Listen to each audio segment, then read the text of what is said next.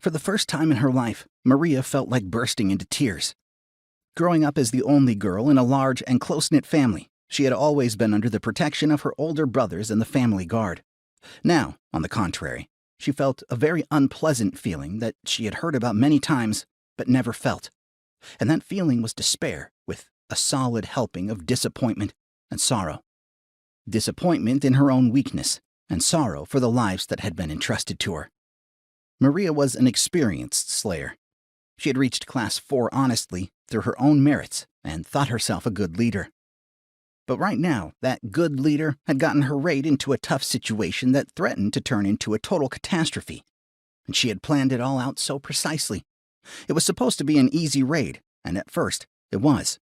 It was a cakewalk to clear the rift of goblins and bats and reach its heart, an energy crystal at the center. She had even, with a slight sense of superiority, given Morozova the honor of breaking the crystal so that she could level up her class. But when Svetlana's ring filled with milky white light, the wall on which the crystal grew began to collapse. And that was when it all went wrong. Energy flowed through their bodies, and then, out of thin air, new enemies started to appear. They were demonic reptiloids, humanoid creatures possessing sentience and great power. The breakers brought along for the raid weren't the best the families had on staff, but were still strong men and women, more than good enough for the group's needs.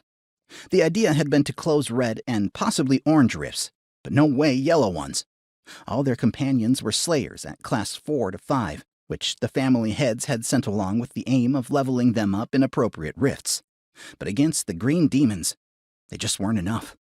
The rift was made of caves and tunnels, and sometimes chains of large caves, with bats living beneath the arched ceilings.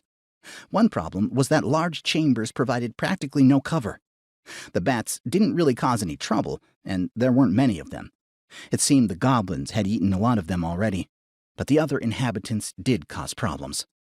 The party fought and retreated, repeated and fought, and, unsurprisingly, suffered losses.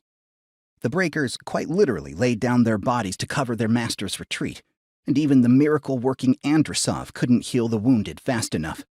His distant relative, also a healer, but far weaker, was one of the first to die when the demons rose up before them.